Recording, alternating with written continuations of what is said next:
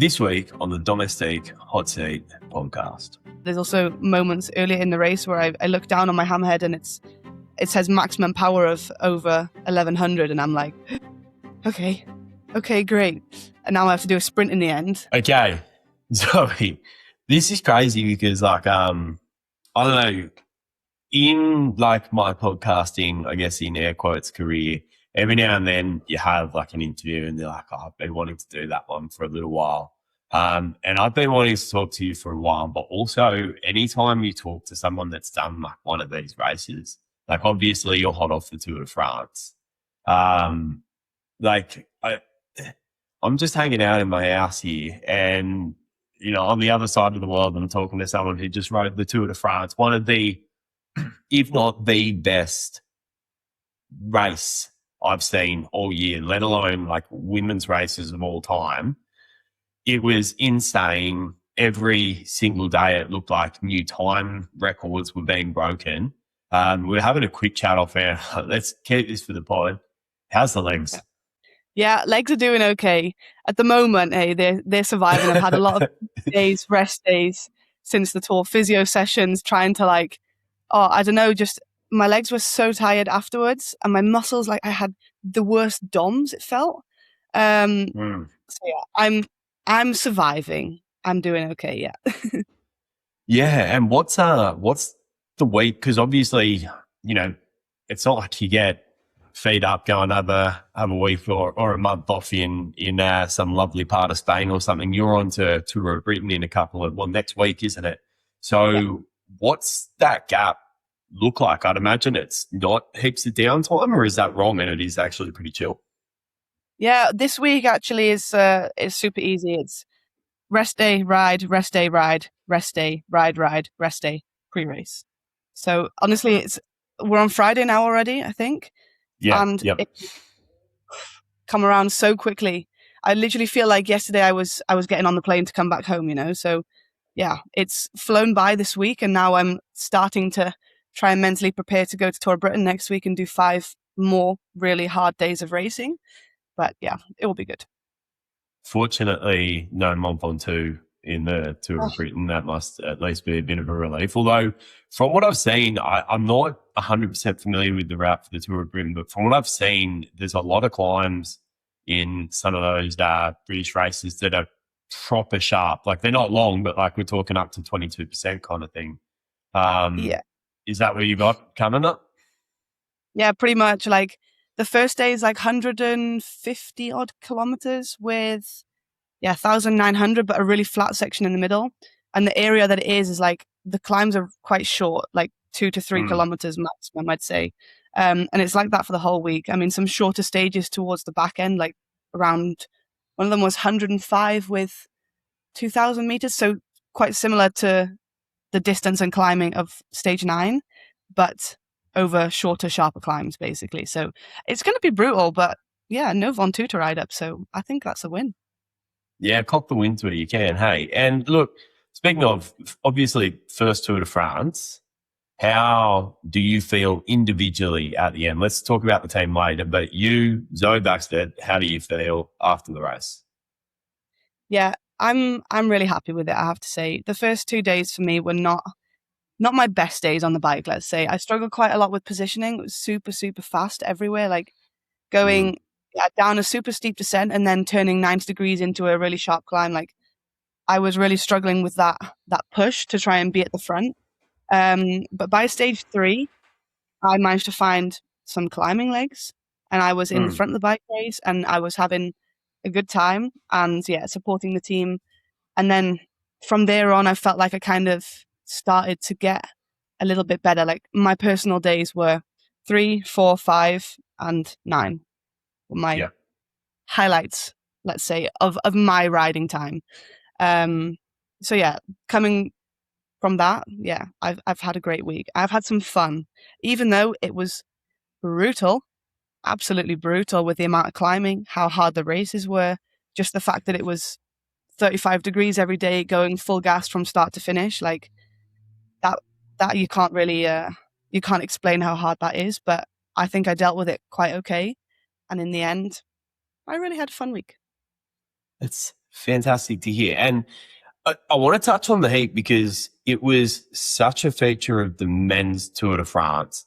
Every day it felt like they were talking about it. It didn't feel like it was such a focus in the women's Tour de France. And I guess I want to ask you, do you think that is because it wasn't as hot, or is it more because it's a completely different race in that the GC was changing every day?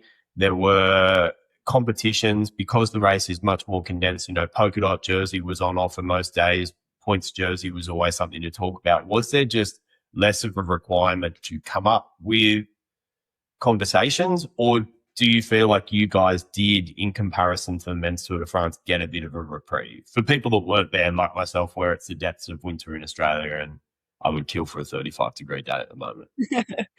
I mean, yeah, it was, I think with the men's tour, because they were a few weeks earlier, they really got probably the hottest part, and then also doing slightly longer distance on the bike. But for us, we were also it felt like a sauna, even going down the hills. I was suffering a lot, and even pulling my jersey sleeves up to try and get some cooling on the top part of my arms onto my shoulders. So genuinely was the warmest week I have ever had on the bike. There was moments in the races where you almost don't leave the car because you just go and deliver ice. Then you want more ice because it's melted already. So I think the men had it hard, but we also had it hard in a similar way. Yeah, and I was talking to Healy and Valgren during the men's tour, and they were saying they were going through something like 40 bottles a day each. What's the hydration? How many bottles were you guys going through? How much ice? Give us a bit of an understanding for what the load is. I mean, the goal, even in the winter, is in the classics, let's say, is 2 bottles an hour. So then these are just to clarify, this is for pouring over them, not just drinking. Tipping them over them as well. Yeah. Honestly, you can't keep count at that point.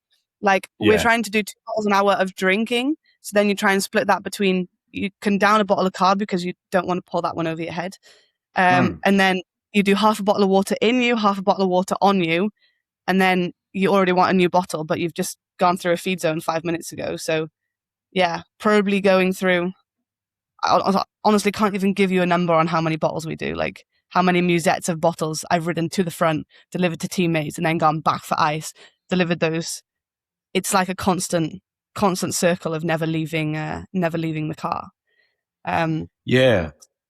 And on stage 5, and we'll get to stage 5 a bit later because I really do want to get into that a bit more because it was a fantastic stage. But I did notice that Royce had she'd been through all her bottles and she entered is it 8Ks to go or 15Ks to go? You can't feed, you can't take things from the car. So she had to do the end of that stage without a bottle. How hot was stage 5 and how much of an impact do you think that would have? I think it ended up being about 8 kilometres without any water. In those conditions, if you can remember back to stage 5, what impact do you reckon that has? Yeah, it has a big impact, I have to say, because, I mean, it also depends on the stage. So some stages are 5K, some stages are 10, some 15, some 20, So it's really dependent on the weather, the final, and, a few other factors. But we get told that the day before. But yeah, even to do 8 kilometers, which is probably 12 minutes at their pace without a bottle. Yeah, it can also be the make or break.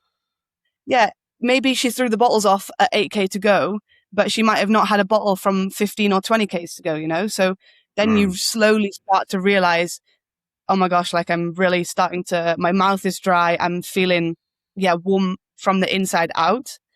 And then you only want to take a swig of water, but you've got nothing left. And then you're starting to lose concentration, all of these things. And even on the coolest day, that's a long way to go without a bottle. So I don't know how she did that, but yeah, it can definitely play a factor. It's pretty amazing. Look, in regards to the Tour de France, you've done a few, even just this year, Vuelta a Burgos, you've done Paris-Roubaix, Tour de Suisse recently, and Valois Ladies Tour. You've performed fantastically, particularly in Valois, but also in Tour de Suisse. You know, you're talking about how the race was, you found it difficult in regards to positioning. It's not like you're not coming into this race without race experience. What is the difference in regards to this Tour de France? Obviously, you can't compare it to other Tour de France's, but how does this rank in regards to races that you have completed so far? Yeah, it's definitely the hardest of all the races. I mean, Swiss comes close with the heat and the climbing, but the Tour just has like an extra vibe around it that is like, okay, everyone is here in the best condition they could possibly be in, all fighting for the same thing. So yeah, everyone is just going 120% into every single corner to be at the front, so their leader is in the front and has all of the support, has 5 riders around them, 6 riders around them, you know. So yeah, in other races it's maybe a little bit more relaxed, where you have maybe 3 riders around one leader, but here it's like, for me, I was on bodyguard duties for the whole week, basically. Just protect, do what I can, keep everyone in position, be the first into the corner if I have to, obviously, once I got to the front. Yep. But yeah, like a Baloise, it's a little bit, it's different because that was more with like club teams and a few World Tour teams, and Tour is mostly only World Tour. And yeah, like I say, just everyone is in that shape where their mindset and their physical, like everyone is just ready for it. They're there to fight for every single corner, for every single meter of road. So it's like a constant battle between every single rider for every single corner.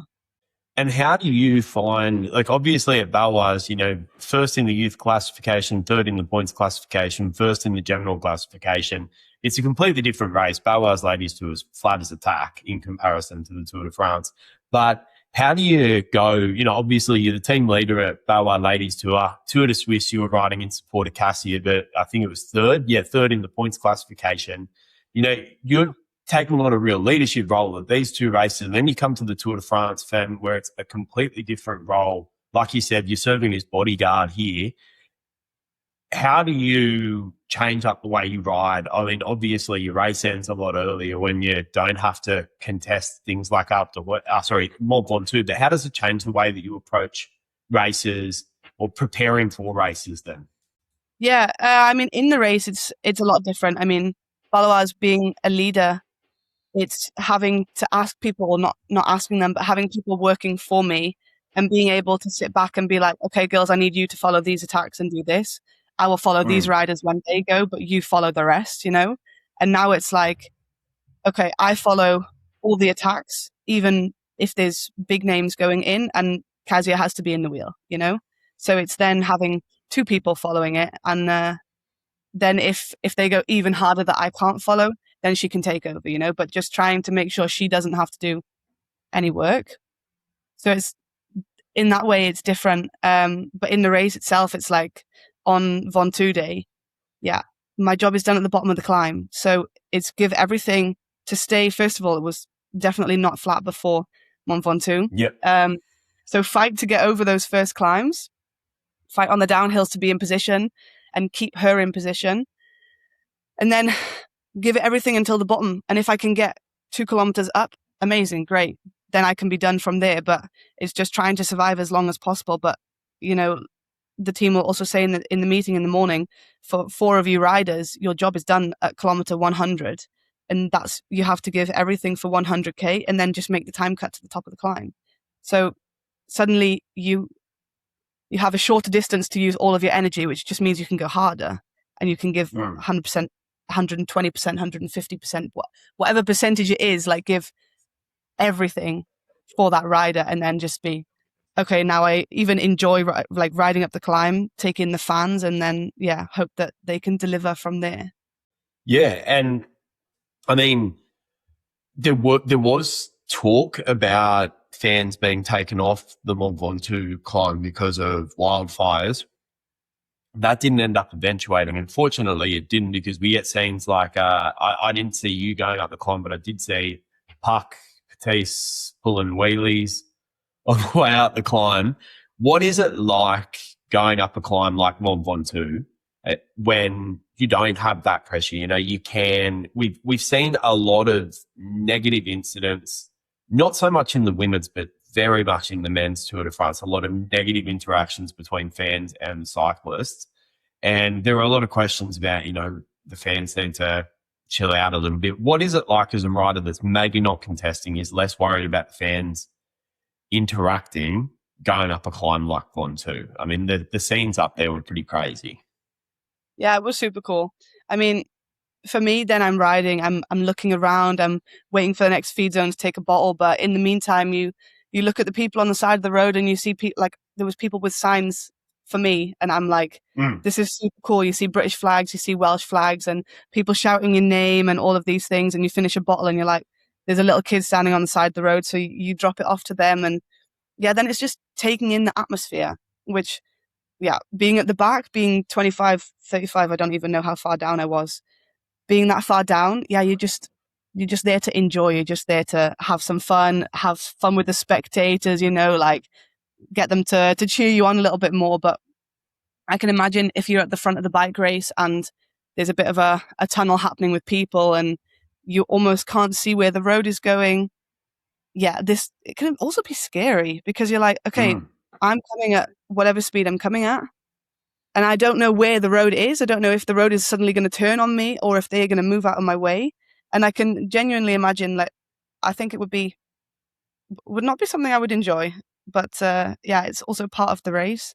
So yeah, we can't not have fans because they're honestly sometimes the best part of it when they're cheering you on. But yeah, it was nice that there was, at the top, there was a few moments where there was almost no one actually.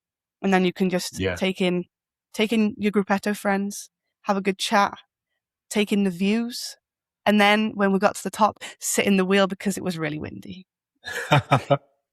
With Mont Ventoux, obviously, like you said, your race was done at the base.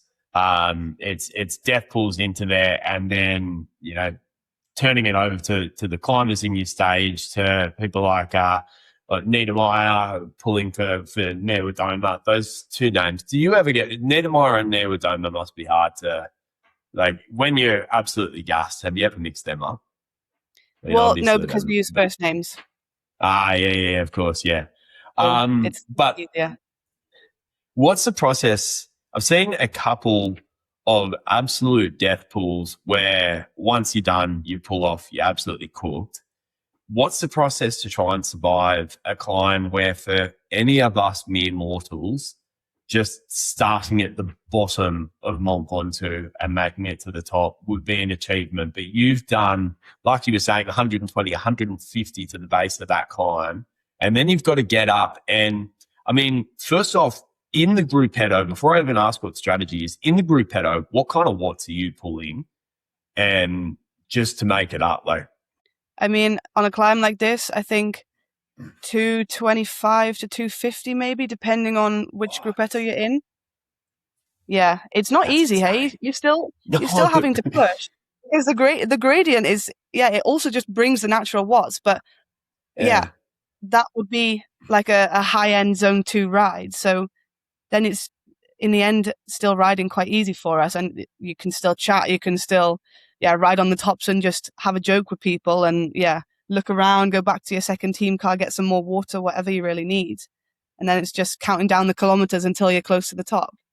I love this because I feel so inadequate right now. Because 250, I'm cooked at 250.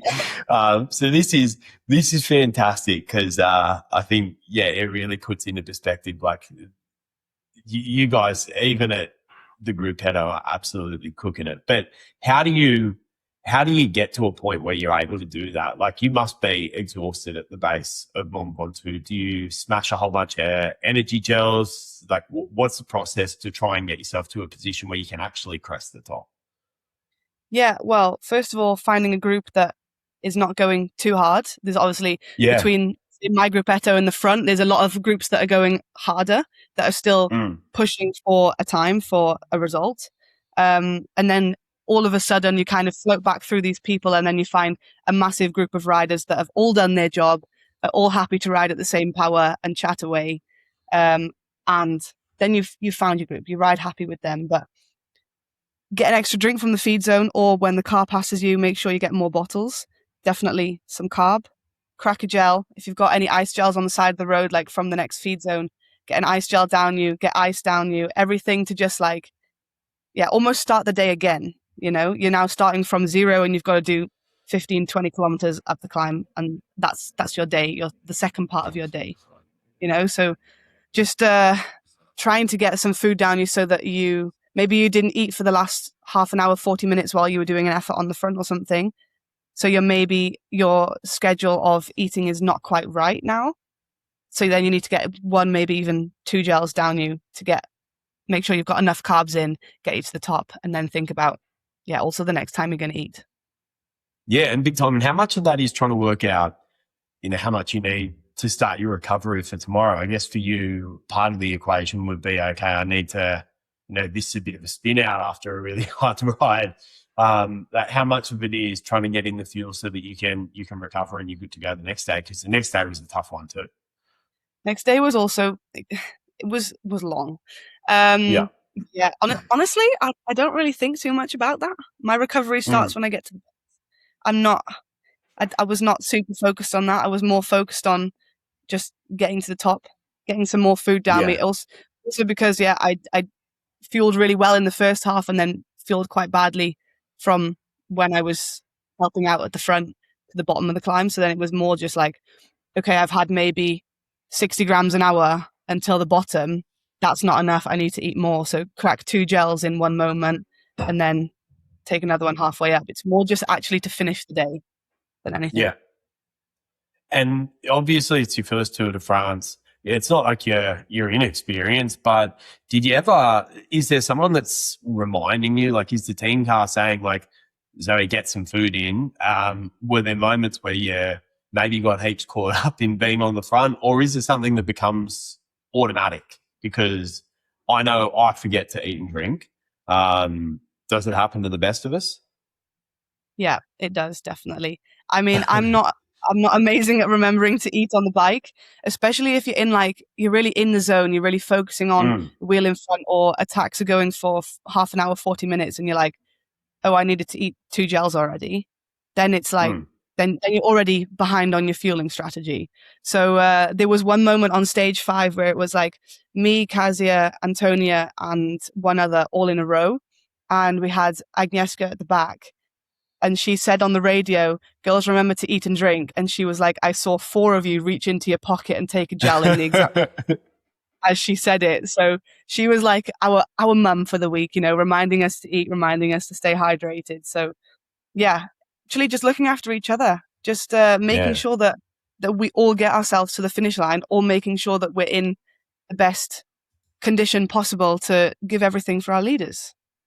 It's funny you say that, because I'm having a look at the Mont Ventoux gruppetto that you were in. It was Agnieszka, you and Soraya finishing all within each other. So it looks like you found some friends out there. Look, a little bit on you. So stage 4, the individual time trial, you come in 4th place. Now, you're carrying good form coming into this. You were first in the Balois Ladies Tour, first in the Balois Ladies Tour ITT, second in the Tour de Suisse ITT. That puts you 19 seconds down on Reusser in Tour de Suisse. Were you happy with your individual performance at this time trial, or were you hoping to podium? I mean, for sure, I hope to podium. I mean, it's how I'm built. I'm built with high expectations for myself. I really, really wanted to do a better ride. Like I was also quite disappointed at the finish, because when I got to halfway, I had, like, at the top of the climb, I had a time check saying that I was basically same time. And then by the bottom, when I crossed the finish line, my girlfriend came to me and was like, I was 14 seconds down, I think. I can't remember. Something like that. It was above 10 seconds down. And I was like, that was, I almost was like questioning myself. How did I lose so much time? And then I was, quite disappointed with myself, because I just don't know what I could have done to do better, but I wanted so badly to do better, to do a podium in the Tour. And then, just watching those last riders come in and go faster again and dropping down to fourth. Yeah, it hurts, but by 2-3 hours later, let's say, I'd come around to the idea of it, and it was okay. I spoke with my sister for a long time on the phone, just not even really chatting about the race, but just chatting about everything other than cycling. And it completely took my mind away from the race and the disappointment that I had. And I went down to dinner, and I was happy again, happy to see my teammates. They were all super happy for me. And that made me think, okay, I've done a good ride, but I just had more expectations and I wanted to do better. But I'm 21, my first Tour de France, my first time trialing the Tour. I will take it. It's not bad at all, is it? Look, with the individual time trial, there was the first, I would say, big storyline that came out of this Tour de France announced just before the time trial, and it was around the UCI inspection of clothing. The UCI was saying that this came from a couple of teams asking for this to be inspected. I don't really want to get into speculation around that, but as a time trial specialist, is this something that was on your radar before the race? Were you aware of the potential for increases in regards to modification of clothing? We won't go into specifically what we're talking about here, because I think everyone knows, but modification of clothing, was it something that you were aware of, and you were aware that there was the potential that teams might be doing? And I guess further on to that, were you aware that there may be some checks coming up in any future races? I mean, I feel like I read everything in the media that was going on about the possibilities of there being checks. For myself, I don't even I don't use any of the push-up bra or something like this to make myself faster in that sense. I knew there was checks coming, and for sure you can still put your radio in your bra to make it faster. As Royce did, yeah. There's rules around like how much padding you can have around it, so how much bigger it can go. We all knew that it was coming. We all knew that there was possibilities for it to happen. I've also had it at races before, so it's not something that's new per se.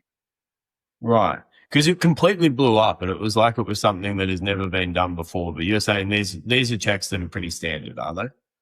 I've had like checks on radio, and also things like ice. You can't start with ice down your back, which I also find so crazy in this weather that like by the time you get off the start ramp, the ice is melted anyway. So in my opinion, what difference does it make? But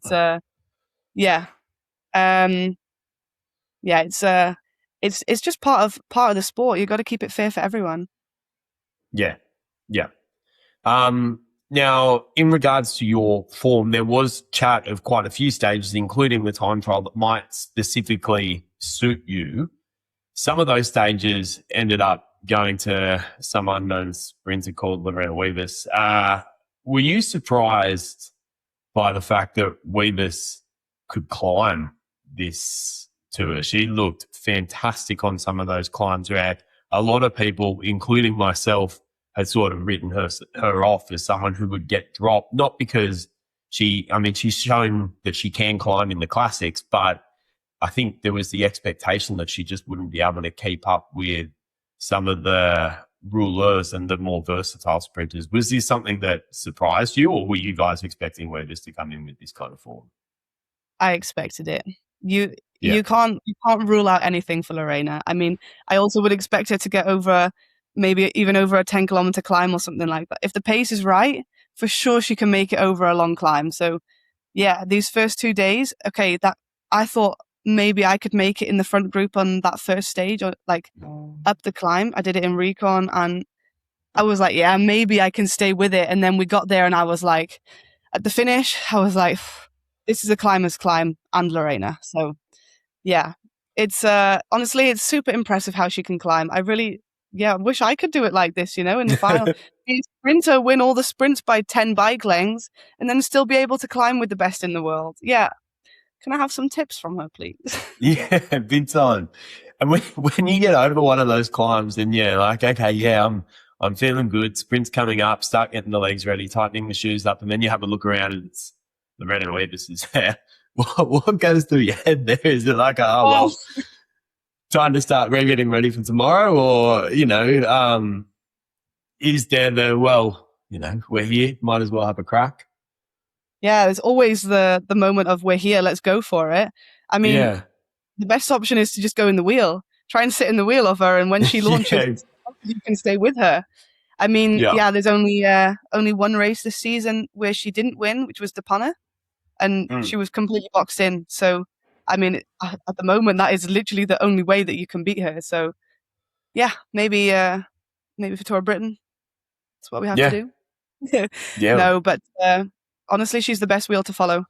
So when it comes to a sprint like this, you look around and you see Lorena still there. You're like, okay, this is going to be a hard sprint, but let's try and sit in the wheel if we can, and then think ahead to tomorrow. And in those sprints where you're following Wiebes, that was a combination, wasn't it? Yeah. A little slip there. What kind of watts are you putting out on those finishing sprints to try and even hold that wheel? Like I said, she's winning by bike lengths, but like, what are you putting out just to try and keep with her? Honestly, I don't look down in that moment. You never look at the power meter, so I can't give you a number, but like in a sprint, maxing over 1,100 in a sprint in the final like that still. Wow.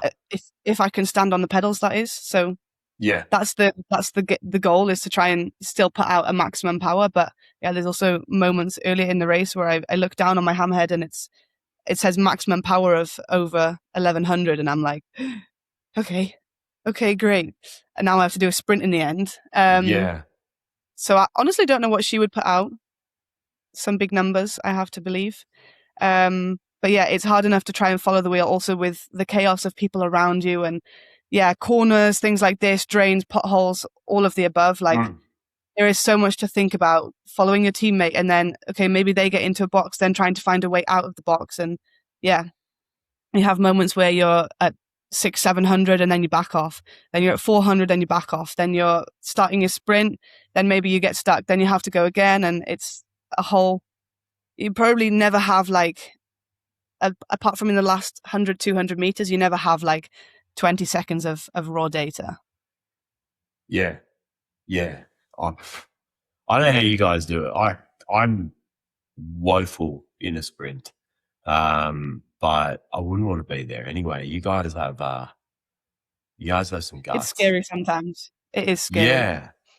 Do you ever have to like I don't know, are there ever any sprints where you've come into it and you're just like, I can't today? Or do you always just find that you lock in? Yeah, it depends. I mean, I've not really actually had so many moments where I've been the designated sprinter. If Chiara is there, then I'll always sprint for her, because she has no fear. She can ride through a peloton just like that.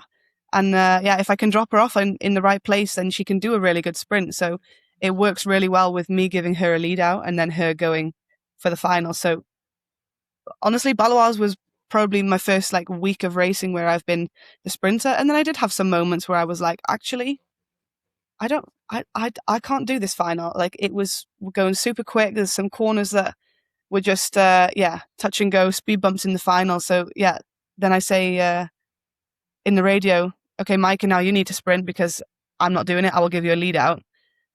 Which maybe I should admit on a podcast, but no, it happens to us. It happens. I'm just a girl. I'm only human. Yeah.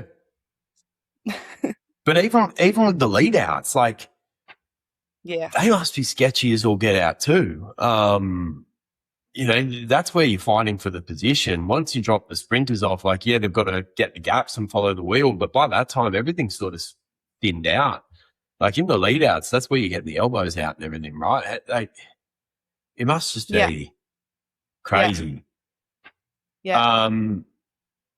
Let's go to stage 5.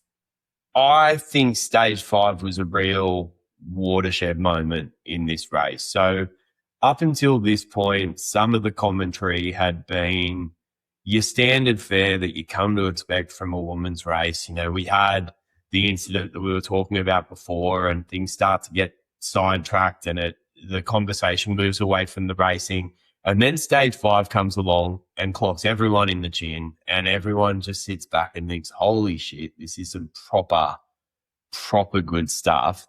It really felt like, for me, as someone who's been paying attention to the women's racing for a while, stage 5 was a moment in that I think a lot of people in the media, a lot of people on social media, a lot of people that I've spoken to just saw that and said unequivocally, that is the best stage that I've seen all year.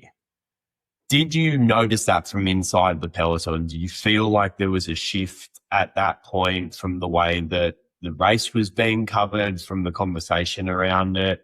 And for yourself, did you finish that stage and think, oh, that was proper tough? Yeah, I definitely did.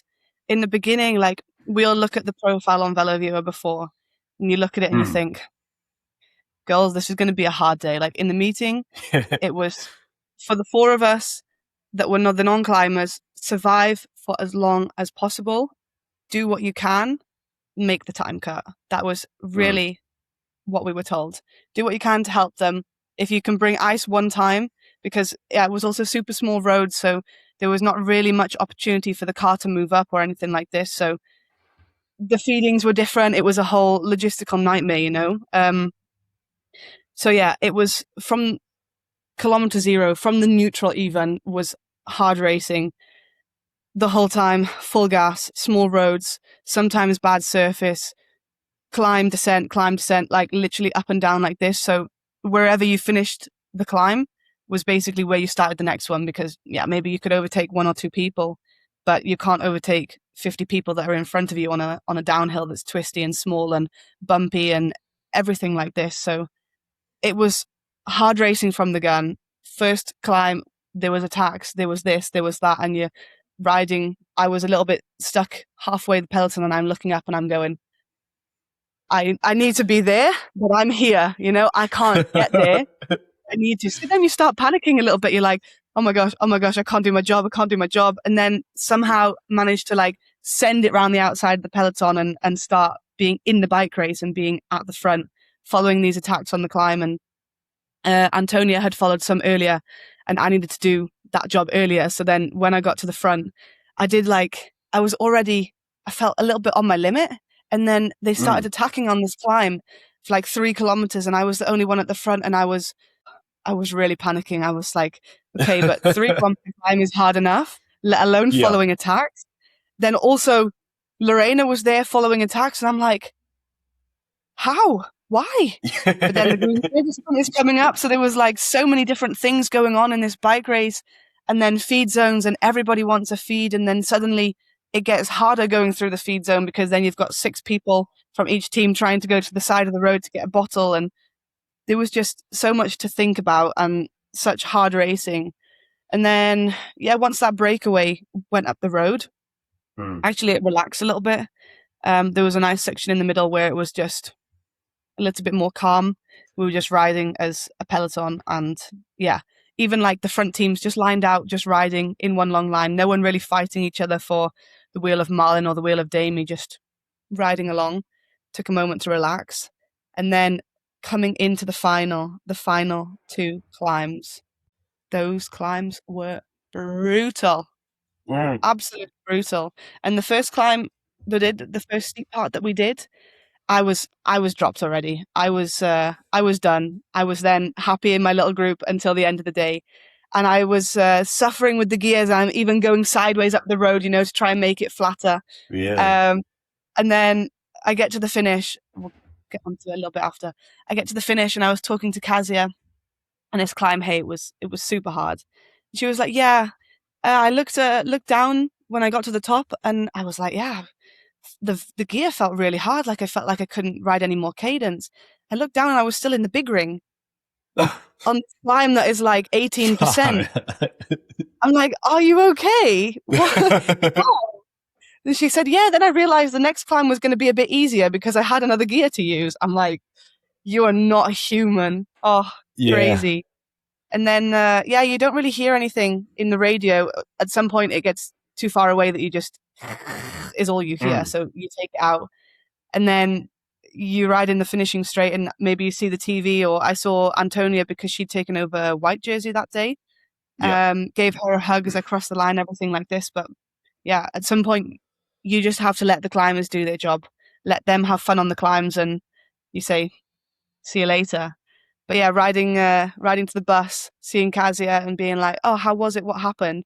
She was like, yeah, I was like, if the finish line was 10 meters earlier, I could have won, like that kind of sprint. And then watching it back and you look and you're like, really? Like this was how the final played out? It was super cool. It was a gutsy ride from her, just to go from 400 and go full gas and see what happens. And the others were looking at each other and would have been so cool if she'd managed to win that day. It would have been really topping off the whole day. But yeah, it was just a cool final. It was a proper bike race that day. It was hard from the go. It was a hard final. The breakaway was up there. There were so many different scenarios going on, people wanting to ride, people not wanting to ride, all of these different things. And then the final even just was the cherry on top. Yeah, it was fantastic. Obviously in Australia, it's a bit tough to stay up and watch on a school night. So I went the whole day avoiding social media. I came home, I had text messages from people. I was like, do not ruin it.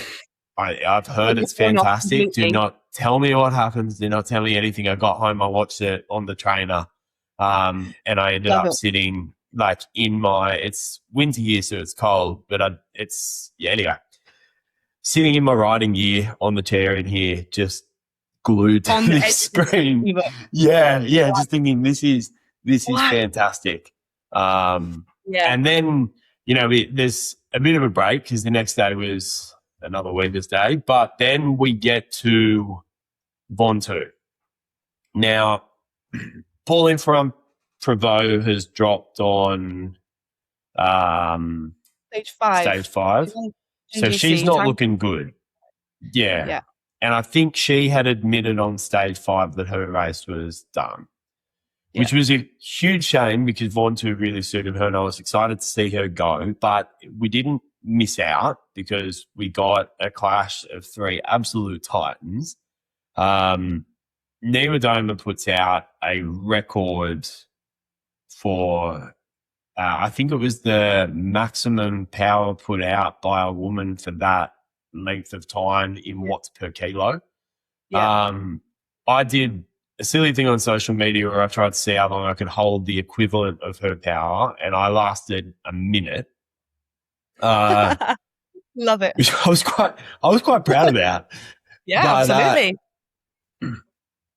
Obviously, on stage 5, she's cooking. She's good. Her time trial was fantastic as well in comparison to her Tour de Suisse time trial. She significantly overperformed I wouldn't say overperformed, but she improved her performance on Swiss.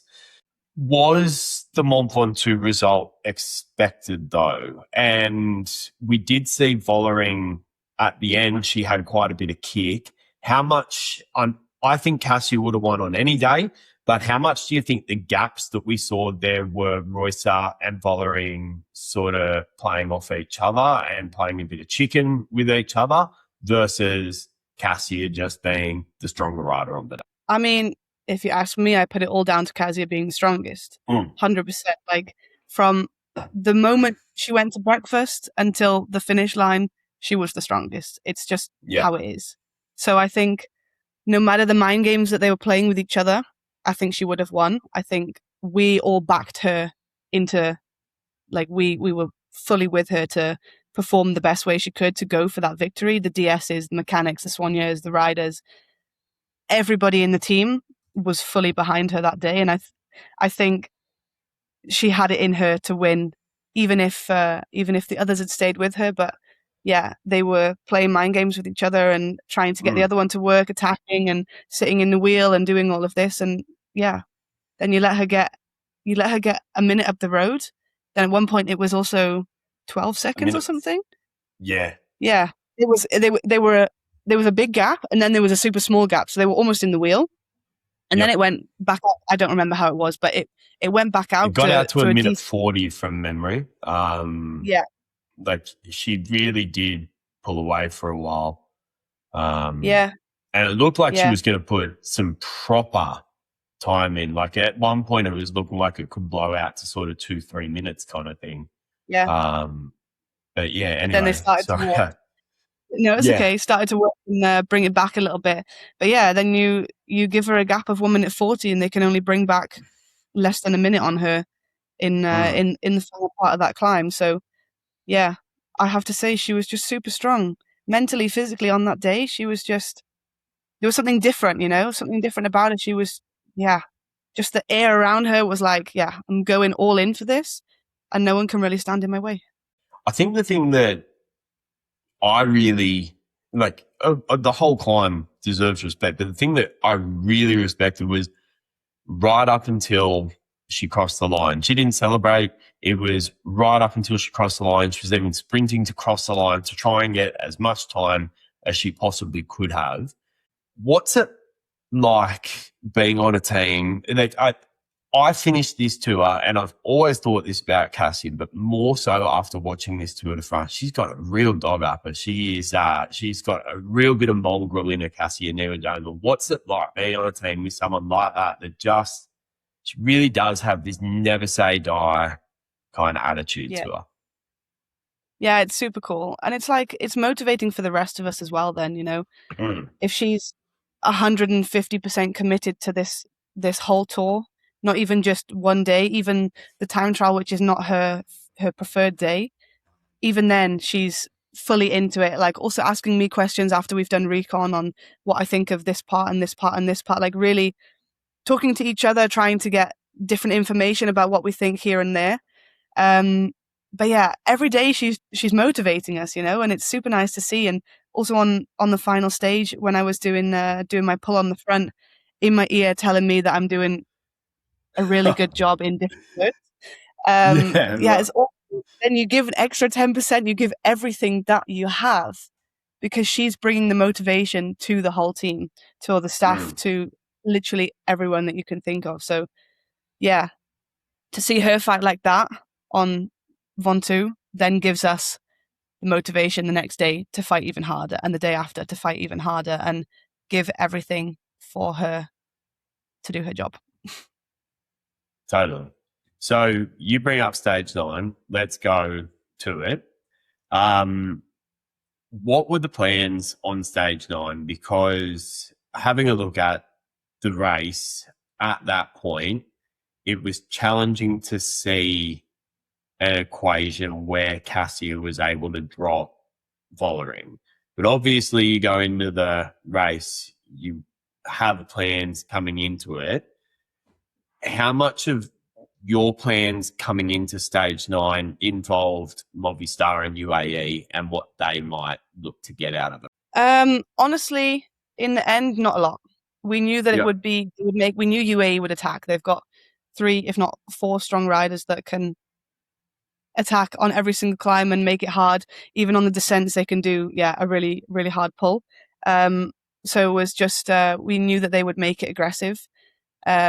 But we also wanted to make it hard.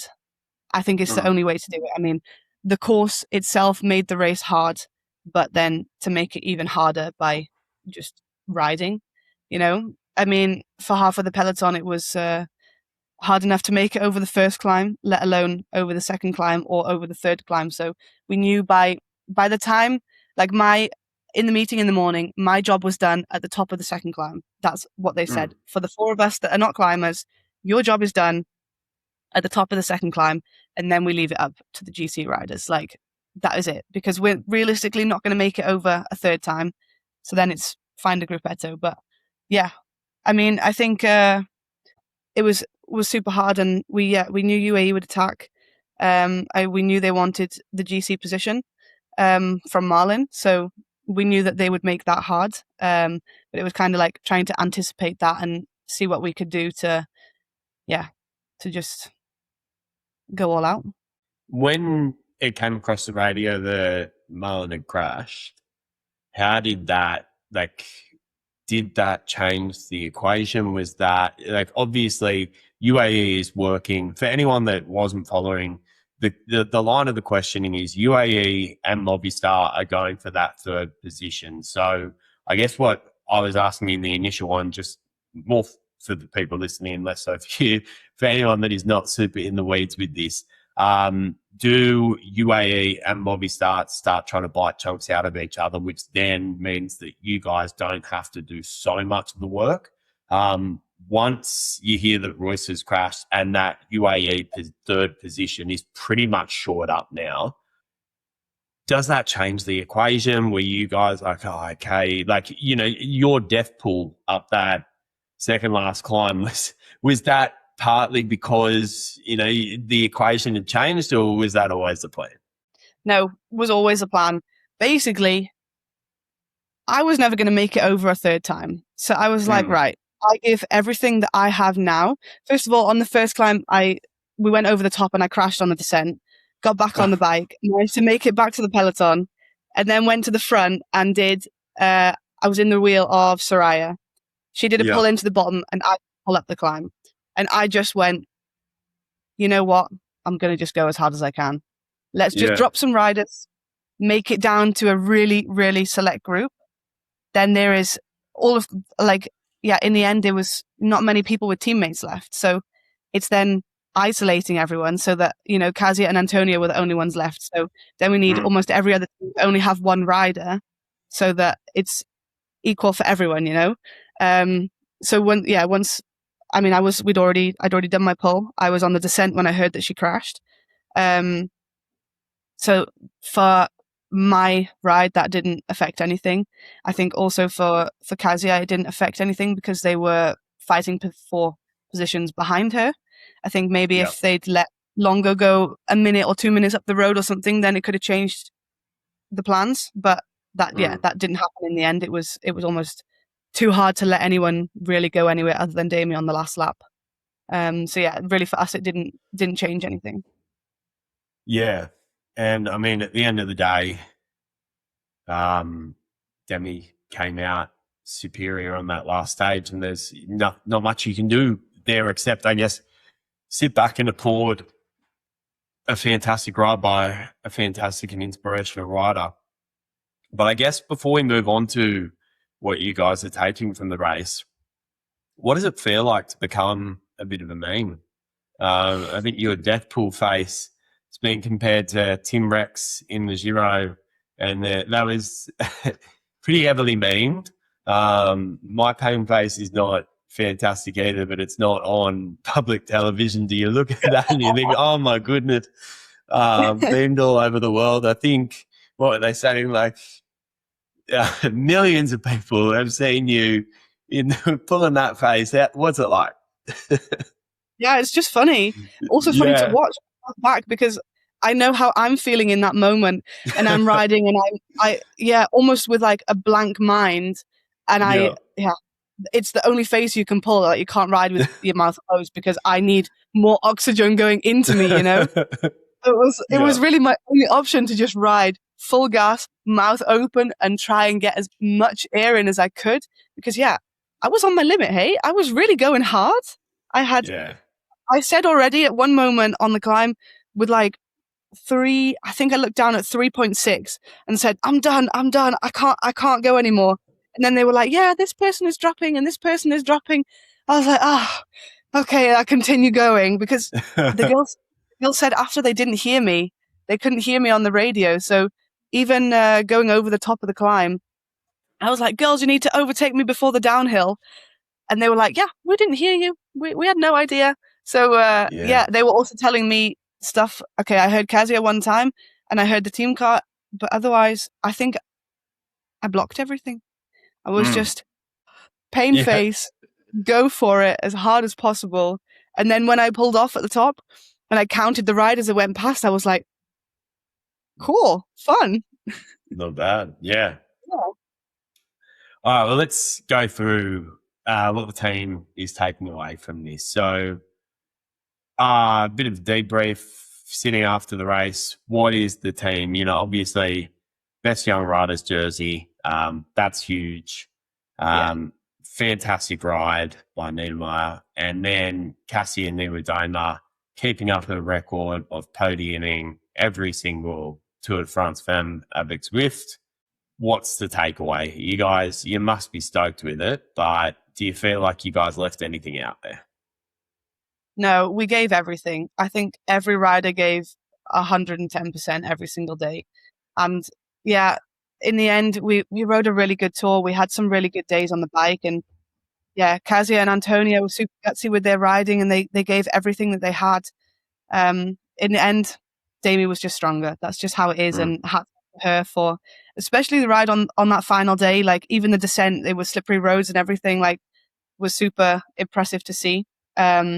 Obviously, we would have loved if Kasia had won, would have topped it off. But yeah, like you say, she's been podium in every single tour that has happened, and yeah, not many people can say that. It's really impressive. Like, we had a good week. The goal was never really the white jersey with Tony, but if it happens along the way, then it's just a happy accident, So I think we had some good results as a team. I had some good days. We had fun. That's the main thing. And everyone was super, super committed to the one goal of the whole week. So yeah, I would do it again. Definitely. Yeah. It was great. I think you've got a few more in your career, so I'm glad you'll do it again. Sadly, I think I do. No, not tomorrow, please. Give me a while to recover. But yeah, I'm excited for next year, Grand Depart in the UK. That's that's actually I've got some audience or some listener questions, and one of them is specifically that. So let's get to that in a sec. But I guess one question I wanted to ask you afterward, as the debrief, like obviously this Tour de France Femme was a huge success. Now, year on year, it has been more and more successful. We're seeing a lot of numbers that are suggesting that this one has improved again on last year's stellar performance. There's a lot of conversation now from a lot of pundits about where the race goes from here. Do we add an extra day? Do we increase the prize money? If there was one or two things that you could change about the race moving into next year, what would they be? I think making one of the stages a traditional sprint stage, that it's forcing everyone to ride easier. Yeah, the GC riders are not going to be able to win on a sprint stage if Lorena is there. So it's making one day just to be a little bit more relaxed, because even the time trial has a time cut. You can't ride it easy. You can't ride it at 150, 200 watts. So I think either putting in a rest day. I think a lot of us are happy to do maybe 1 or 2 days longer. But I think speaking to people, the general conclusion is it needs to be easier in a way. Like, either put in a rest day, definitely put in a rest day at some point. If it goes up to 12 days or even 2 weeks, then we need a rest day in. It's not possible for us to do 2 weeks of riding without a day off or an easy ride then. And yeah, put in a sprint stage. Like, the men's races have all these sprint stages where it's riding easy. It's controlling the race until the final.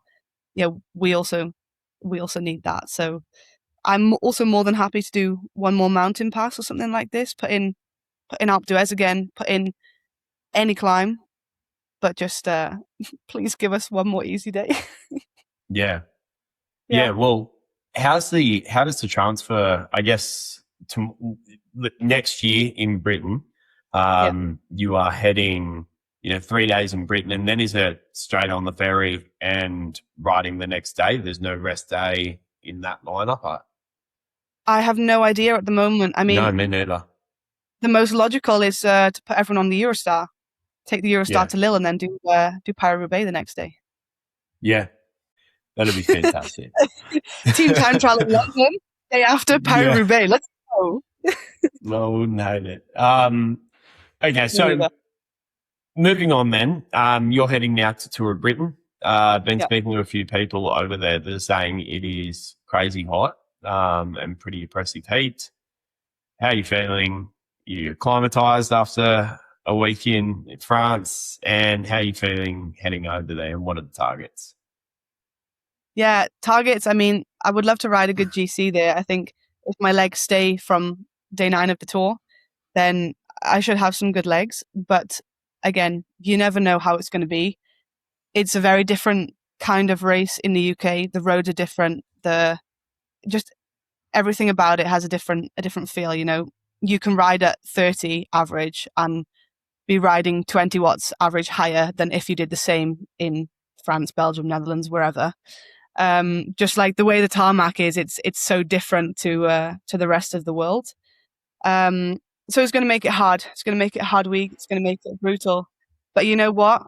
I love racing in the UK. Like when I did Tour of Britain last year and Ride London 2 years ago, it's super cool. You know, on the weekdays you have all of these towns that you ride through, and if there's a school there, they always bring the school kids out, and I love it. Really? It's great fun. That's Like so cool. you've got hundreds of school kids with flags that they've made and stuff like this, just cheering you on as you ride by. And yeah, it's like you're inspiring the next generation. And yeah, just to see all these little kids watching us and spectators everywhere, good routes. Oh, it's going to be a fun week. I'm interested how the heat is going to be. I don't really think I've raced in the UK where it's been 30 degrees. I don't know what the weather is currently like there. I think it's going to be hard still. I think it's going to be similar feelings to how the Tour was. I should hope that I'm a little bit acclimatized. I would like that my body has actually taken something from this week, and that is to be adapted to the heat. Whether it's true, we shall see. But it's gonna make it hard. The heat always makes it hard, but yeah, what can you do? Totally. All right. Well, just before I let you go, there are some quick questions that I want to put to you. One of them was, what is the power? Have you had a look at your Nice file, and what was the power that you were putting out on your hammerhead that you were using? Yeah. I'm not going to give you the exact number. Yeah, but fair. Let's just say all time 20 minute, and what can I give you as a number? Plus 350. That's insane. Was 20 watts higher than my previous 20-minute best. That's 20 minutes a plus, far out. That's crazy. That's so cool. I didn't look down, right? I did not look at my hand. I looked twice. I saw 377, 366 were my two numbers. Whoa. And that's it. One on the climb, one on the flat. I don't know how I did it. I'm shocked by myself. It's Cassie telling you to keep effing going. Exactly, it was. It was my motivation. Yeah, absolutely. That's the sign of a good leader, though. Hey, when you're willing to put out plus 350 on a climb, I think you got a pretty good leader there. Seeing stars at the top, anything Totally. for the leader. All right, so this one's from Race to Bear. Probably too obvious, but what does it mean to have a TDFF stage in Wales in 2027, stage 3? Stage 3 goes into Wales? No. I don't know. That's what I've got on here. But yes, it's cool. I would love it. I would love to do a tour stage in Wales. It's I believe the men's goes into Cardiff, finishes on. Yeah, I think that might be the confusion there. Cardiff, because Geraint Thomas is obviously from Wales, from the area. So if they wanted to do that for us as well one day, I would love it. To race on like my home roads where I grew up would be incredible. The climbs around there, 10 to 15 minutes at training pace, so at race pace maybe a little bit less. I tell you, it would be so much fun. There we go. Make it happen. Yes, please. I guess let's flip the question then. And in regards to having it in your home country, is that would you call England your home country, or is it Wales? England is my home country, the UK. You talk about inspiring the next generation. What's it like doing that at home? Yeah, it's super cool.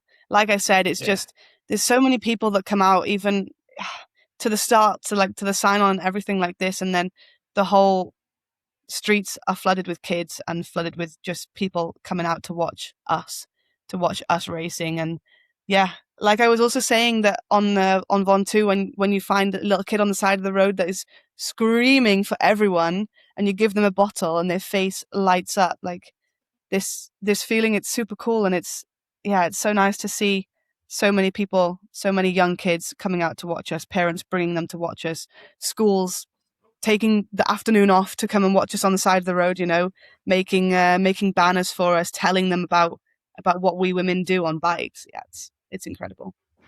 It's pretty cool. All right, last one, and it's a can of worms. I do want to bring it up because I think it's important that they've asked, but brief if you need to be. This from Lucy Helene, and she asked, does the team take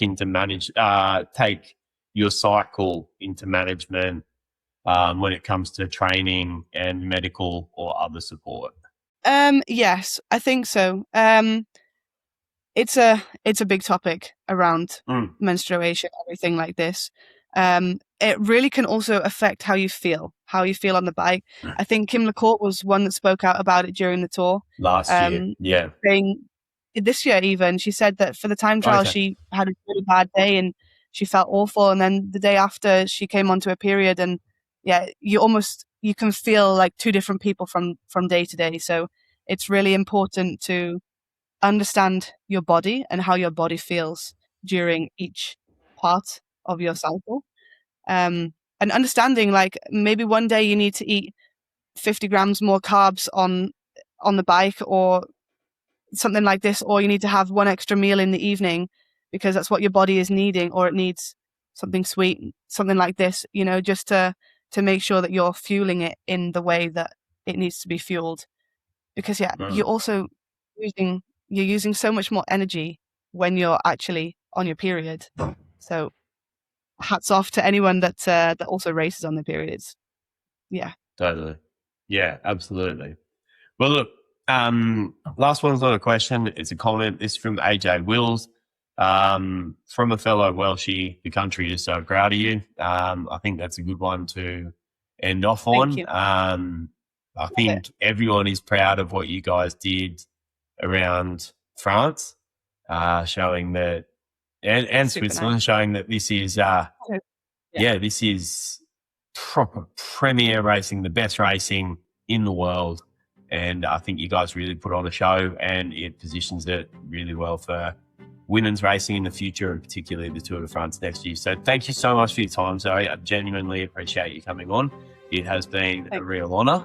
I'm a little bit starstruck, and it's been a lot of fun. But yeah, really, really appreciate you, and all the best in the Tour of Britain. Thank you. Thanks for having me. Pleasure. All right, so we got some more exciting ones coming in the lead up to La Vuelta a España, and we'll be announcing those in the near future. But hey, hit that subscribe if you're enjoying these. And what would be a huge help if you do rate the work that we're doing here is if you tell your mates, hey, there's this podcast. It's called the Domestique Hotseat, or our weekly one. We're trying to get these really pumping, and unfortunately, verbal podcasts, YouTube, the verbal ones, they spread by word of mouth. So if you are liking what we're doing, telling your mates, getting them into it, that would be sick. And the more people that are watching, the more pull we have to continue getting riders that you guys want to hear from. So yeah, appreciate everyone that gives us a swing, and thank you so much, Domestique Cycling, for all your cycling news. The weekly show, as I mentioned, we've got that WhatsApp channel that just beams the news straight into your phone, so you don't even have to go to a website. So, you know, there's a lot going on in the world that's not fantastic at the moment, but hey, at least you can get cycling news straight into your phone. So it's not all that bad. Anyway, cheers, guys. We'll be back with some more cycling action. And until then, hope you enjoyed.